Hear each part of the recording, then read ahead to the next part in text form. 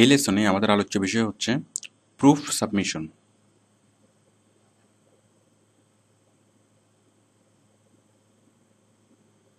দেখুন, কিছু কিছু কাজের ক্ষেত্রে আমরা কাজ জমা দিই, মানে স্বাভাবিক যেটা, যে আমি কাজ করব, কাজ জমা দেব, এটা হচ্ছে স্বাভাবিক। আবার কিছু কিছু কাজের ক্ষেত্রে কাজ জমা দেওয়া যায় না, সেক্ষেত্রে জমা দিতে হয় প্রুফ। ধরুন আমি ডাটা এন্ট্রির কাজ করব, ডাটা এন্ট্রির কাজ করে আমি ডাটাগুলো জমা দেবো, যে ডাটাগুলো এন্ট্রি করেছি সেগুলো জমা দেবো, মানে সরাসরি কাজটা জমা দেবো। আম, তো যে কোনো ইয়ার ক্ষেত্রে, মানে যে কোনো প্রফেশনের ক্ষেত্রে এটাই আমরা বেশিরভাগ দেখি, যে সরাসরি কাজটা জমা দেওয়া। বাট কিছু কিছু ক্ষেত্রে কাজটা জমা দেওয়া সম্ভব হয় না, সেক্ষেত্রে জমা দিতে হয় প্রুফ, যে আমি আসলে কাজটা করেছি কিনা।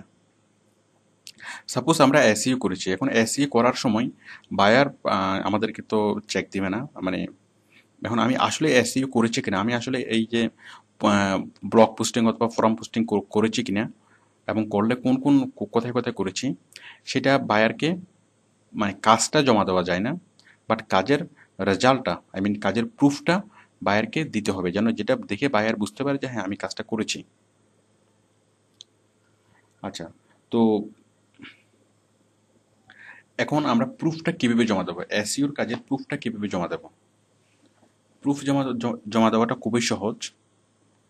আমরা যখনই কোনো কাজ করব,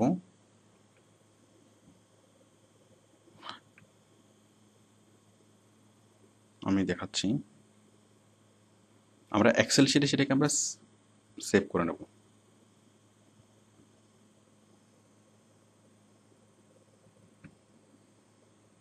দেখুন, আমরা যখনই কোনো ইউআরএল, মানে পোস্টিং করব,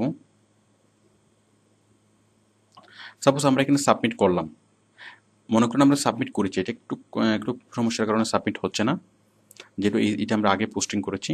তো আপনি সাবমিট করবেন, সাবমিট করে আপনি 1 মিনিট ওয়েট করবেন, 1 মিনিট পরে দেখবেন যে এই ইউআরএলটা চেঞ্জ হয়ে গেছে। তারপর আপনি ইউআরএলটা কপি করবেন, মানে সাবমিট করার 1 মিনিট পরে কপি করবেন। কপি করে আপনি জাস্ট এমএস ওয়ার্ডে এসে এখানে পেস্ট করবেন, এখানে পেস্ট। তাহলে আমরা ইউআরএলটা নিয়ে আসবো। তো এভাবে আপনি যত জায়গায় গিয়ে আপনি এখানে সাবমিট করবেন, মানে আপনি জাস্ট এখানে সাবমিট, যত জায়গায়, যতগুলো ওয়েবসাইটে গিয়ে আপনি সাবমিট করবেন, ব্লগ সাইট, ফোরাম সাইট অথবা আর্টিকেল সাইট, যেখানে আপনি সাবমিট করেন না কেন, সাবমিট করার পরপরই সাবমিট করার পরপরই আপনি মানে সাবমিটে ক্লিক করার পর 1 মিনিট পর যেখানে যে ইউআরএলটা আপনি পাবেন, সেই ইউআরএলটা আপনি কপি করবেন। কপি করে একটা এক্সেল ফাইলে এভাবে নিয়ে আসবেন, একটা ইউআরএল, এভাবে আরেকটা ইউআরএল, এভাবে কি ডিফারেন্ট আরেকটা ইউআরএল, এভাবে সবগুলো ইউআরএল আপনি নিয়ে আসবেন। যদি বায়ার আপনাকে 100টা ব্লগ পোস্ট করতে বলে, তাহলে 100টা ব্লগ পোস্ট করার পরে, সাবমিট করার 1 মিনিট পরে আপনি সেই ইউআরএলগুলো এখানে নিয়ে আসবেন। আচ্ছা, তো নিয়ে এসে বায়ার বায়ার ম্যাক্সিমাম বায়ার সাধারণত এই ইউআরএলটা চাই। তবে কোনো কোনো বায়ার ইউআরএল এর সাথে আরও কিছু আনুষঙ্গিক বিষয় চাই, যেমন আইডি, আইডি অথবা ইউজার নেম।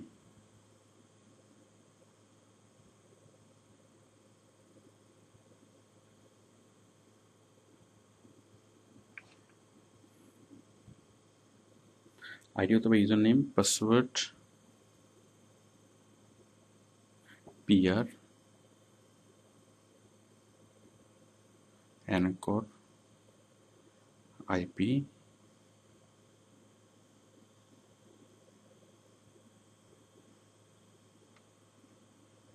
দেখুন আইডি অথবা ইউজার নেম,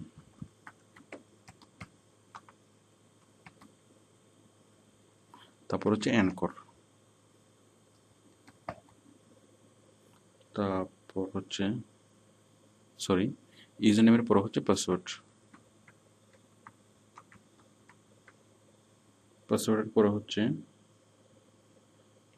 আইডি অথবা ইউজার নেম, পাসওয়ার্ড, পিআর,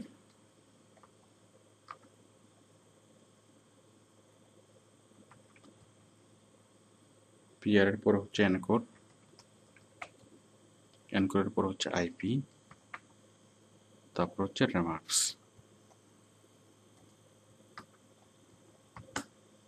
তো দেখুন আইডি এবং ইউজার নেম। তো আমরা ইউজার আইডি কি দেব? আমি এই যে এখানে এই সাইডে আমরা পোস্ট করার সময় যে আইডিটা দিয়ে আমি লগ ইন করেছিলাম, অথবা এখানে আমি যে আইডিটা তৈরি করেছিলাম, এই যে আমার আইডিটা সালমান খান 2324, মানে যেটা দিয়ে আমি এখানে লগ ইন করেছিলাম। তো আমি এখানে দিচ্ছি 2324, পাসওয়ার্ডটা দিচ্ছি লায়ন 2324। পিআর মানে এই সাইডের পিআর কত, আমি যে সাইডে পোস্ট করেছি এই সাইডের পিআর কত। তো পিআর ডিটেক্ট করার ফর্মুলা আপনাদেরকে আগেই বলেছি যে আমরা একটা অ্যাডন্স অ্যাড করে নেব। তো পিআর, সাপোজ পিআর হচ্ছে 5। অ্যানকর, অ্যানকর মানে হচ্ছে আমি যে আর্টিকেলটা পোস্ট করেছি সেই আর্টিকেলটা পোস্ট করার সময় আমি যে অ্যানকর হিসেবে কি ইউজ করেছি। এই যে দেখুন আমি অ্যানকর দিয়েছি কি, কার ফুয়েল সেভিং টিপস, মানে অ্যানকর, মানে এখানে ক্লিক করলে টয়টা কোম্পানিতে চলে যাবে। তাহলে এটা হচ্ছে অ্যানকর, কার ফুয়েল সেভিং টিপস, অ্যানকর। এখানে আমি লিখব কার ফুয়েল সেভিং টিপস।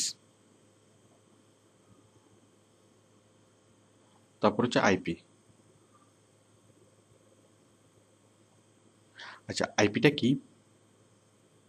আইপি হচ্ছে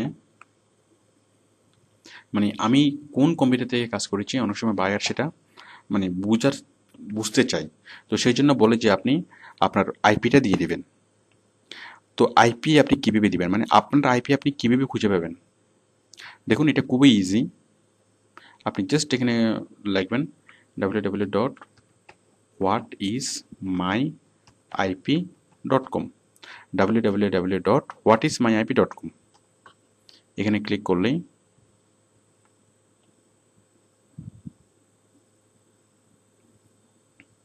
দেখুন মানে জাস্ট ওয়েবসাইটটা খুললেই হবে। এই যে ইউর আইপি অ্যাড্রেস ইস, এটা অটোমেটিক্যালি চলে আসবে, মানে কোথাও ক্লিক করার দরকার নেই। ওয়েবসাইটটা খোলার সাথে সাথে আপনার আইপি অ্যাড্রেসটা দেখা যাবে। আপনি জাস্ট আইপিটা এখানে কপি করে আপনি ওখানে পেস্ট করে দেবেন। It's very easy.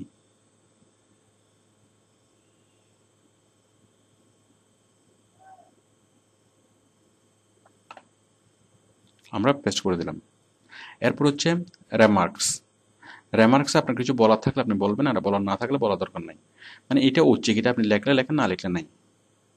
তো দেখুন আমরা যেগুলো করলাম, যে প্রথম হচ্ছে লিঙ্ক, তারপর হচ্ছে ID, password, PR, anchor, IP এবং রেমার্কস। এগুলো ছাড়াও অন্য কোনো প্রুফ যদি বায়ার আপনাকে দিতে বলে, তাহলে সে আপনাকে সে দেখিয়ে দিবে, অথবা আপনাকে সে মানে দেখাবে, অথবা মানে বিষয়টা বুঝিয়ে দিবে যে কোত্থেকে আপনি সেই প্রুফটা পাবেন। তো এই সবগুলোর বিষয় আমরা বিবেকে দেওয়ার পরে আমরা এখানে পেজটাকে সেভ করব। তো আপনারা আশা করি এটা সেভ করতে পারেন। তো আপনি এক্সেল ফাইলটা সেভ করে আপনার কম্পিউটারে রাখবেন। আমরা পরবর্তীতে ওডেক্স অংশে আমরা আলোচনা করব আপনি যে কাজটা কীভাবে জমা দিবেন, মানে বায়ারকে কাজটা কীভাবে জমা দিবেন, সেটা আমরা যখন কাজ জমা দেওয়া শেখাবো ওডেক্সে, ও মানে এই যে কাজ নেওয়া, কাজ জমা দেওয়া, ওই অধ্যায়ে আমরা কাজগুলো দেখাবো। আপনার আপাতত কাজ হচ্ছে যে এই এক্সেল ফাইলটা জাস্ট আপনার কম্পিউটারে সেভ করে রাখা। যেমন বায়ার যদি আপনাকে 100টা ব্লগ সাইটে পোস্ট করতে বলে, তাহলে আপনি 1 2 3 4 এইভাবে কি 100টা সাইটে আপনি মানে কোন একটা সাইটে পোস্ট করার সাথে সাথে আপনি লিঙ্কটা নিয়ে নেবেন। সাপোজ আপনি এই সাইটে পোস্ট করলেন, এই সাইটে আপনি সাবমিট করলেন, সাবমিট করার পরপরই, সাবমিট করার 1 মিনিট পরেই আপনি এখান থেকে লিঙ্কটা নেবেন, লিঙ্কটা কপি করবেন, কপি করে এখানে রাখবেন এবং সাথে সাথে এই ফর্মগুলো আপনি ফিল আপ করবেন। এটা এই সবগুলো ফর্ম আপনি ফিল আপ করবেন। এই কাজটা সাথে সাথেই করতে হবে। যদি আপনি দেরি করেন তাহলে কি এই লিঙ্কটা আপনি আর পাবেন না। তো এটা হচ্ছে পোস্টিং।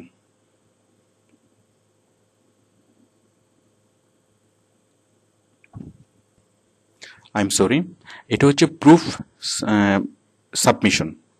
মানে আমরা প্রুফ মানে সাবমিশন না, কালেকশন। আমরা সাবমিট পরে করব। এভাবে আমরা প্রুফটা কালেকশন করব যে আমরা যে কাজটা করেছি তার প্রমাণ। তবে আমরা যতগুলো বিষয় এখানে লিখেছি তার মধ্যে ম্যাক্সিমাম বায়ার শুধু ইউআরএলটা দিতে বলে, অথবা কিছু কিছু বায়ার আইডি মানে আইডিটা চাই। তবে আমি সবগুলোই দেখালাম যাতে কোনো বায়ার যেইটাই বলুক না কেন যাতে আপনাদের বুঝতে কোনো সমস্যা না হয়, প্রুফ দিতে দিতে যাতে কোনো সমস্যা না হয়। কারণ আপনার প্রুফ দেওয়ার সময় আপনি মনে করেন কাজটা করেছেন খুব ভালোভাবে, বাট প্রুফ দেওয়ার সময় যদি আপনার ভুল হয় তাহলে সেই কাজটা বায়ার অ্যাকসেপ্ট করবে না, এবং সেটা রং। কারণ আপনি বায়ারকে কোনো প্রমাণ নেই যে আপনি কাজটা ঠিকভাবে করেছেন। তাহলে আপনি কাজটা করার পর অবশ্যই প্রুফটা খুব গুরুত্ব সহকারে আপনাকে দিতে হবে, কারণ this is the result of the work. তো আমরা এতক্ষণ যে জিনিসগুলো নিয়ে আলোচনা করলাম,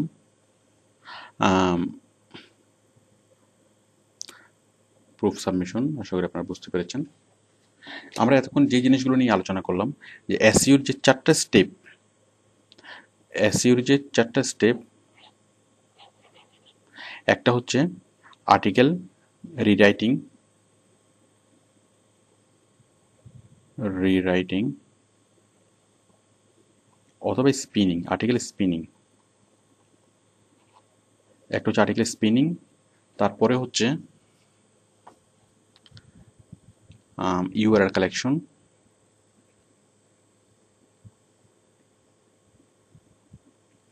তারপরে হচ্ছে পোস্টিং,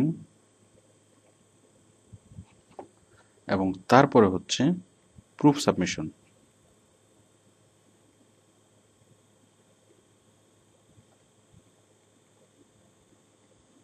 দেখুন, আমরা আর্টিকেল রিরাইট করার অথবা অথবা আর্টিকেল স্পিন করার যে কৌশলগুলো আমরা জেনেছি পূর্ববর্তী অধ্যায়ে, তারপর ইউআরএল কালেকশন করার মানে ট্রিক্সগুলো আমরা জেনেছি, ম্যানুয়ালি ইউআরএল কালেকশন করা, সফটওয়্যারের মাধ্যমে কালেকশন করা, পোস্টিং করার সিস্টেমগুলো আমরা জেনেছি। তারপর হচ্ছে প্রুফ সাবমিশন, প্রুফ সাবমিশন কীভাবে করবো আমরা সেটা জেনেছি। এই যে চারটা স্টেপ, এই যে 1 2 3 4, this is the backbone of page SEO.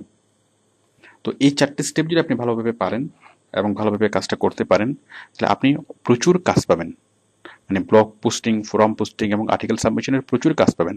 এবং প্রাথমিক দিকে মানে প্রাথমিক অবস্থায় অ্যাজ এ বিগিনার আপনাকে এই কাজগুলো করে আপনি মোটামুটি ভালো আর্নিং করতে পারবেন। দেন আপনি আরও কঠিন কঠিন কাজগুলো পরবর্তীতে করতে পারবেন।